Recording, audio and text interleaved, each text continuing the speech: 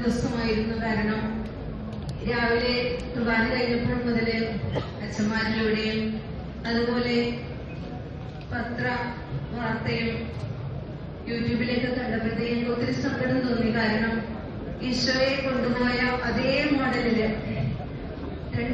കാലിലും കയ്യിലും പിടിച്ചു കൊണ്ടുപോകുന്ന കാഴ്ച ഞങ്ങളുടെ മനസ്സിൽ നിന്ന് പോകുന്നില്ല. കാരണം അത്രയ്ക്കും ഞങ്ങൾക്ക് സങ്കടമായിരുന്നത്.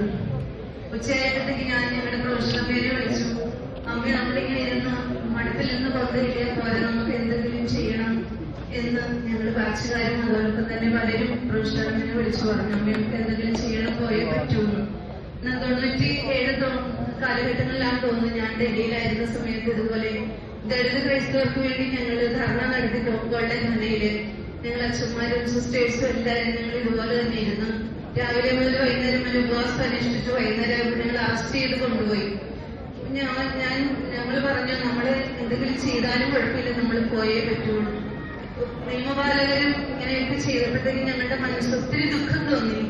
കാരണം അവര് ചിലപ്പോൾ ഉന്നത അധികാരികൾ പറഞ്ഞതനുസരിച്ചായിരിക്കാം ചെയ്തിരിക്കുന്നത്. ഈശോയ്ക്കും അത് തന്നെയാണല്ലോ കിട്ടിയത്. കാരണം ഉന്നത അധികാരികളിൽ നിന്ന് കിട്ടിയ നിർദ്ദേശം അനുസരിച്ചാണ് ഈശോയും അവര് കുരിശിലേറ്റിയത്. അപ്പൊ ഞങ്ങളുടെ പ്രിയപ്പെട്ട അച്ഛന്മാര് ഇത്രയേറെ ത്യാഗങ്ങൾ സഹിച്ച് ഒറ്റക്കെട്ടായി നിന്നു.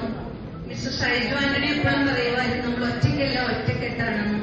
അപ്പൊ ദൈവജനം ഒരുമിച്ച് എറണാകുളം അങ്കമാലി അതിരൂപതയോടൊപ്പം നിൽക്കുന്നത്, അച്ഛന്മാരോട് കൂടെ നിൽക്കുന്നത് ഞങ്ങൾക്ക് എന്നും അഭിമാനമാണ്. സിസ്റ്റേഴ്സ് അവിടെ ഒത്തിരി പേര് വന്നതൊക്കെ ഒത്തിരിയേറെ സന്തോഷം നൽകും. ഒരു രൂപതയിലും ഇല്ലാത്ത ഒരു ഐക്യമാണ് നമ്മുടെ രൂപതയിലുള്ളത്.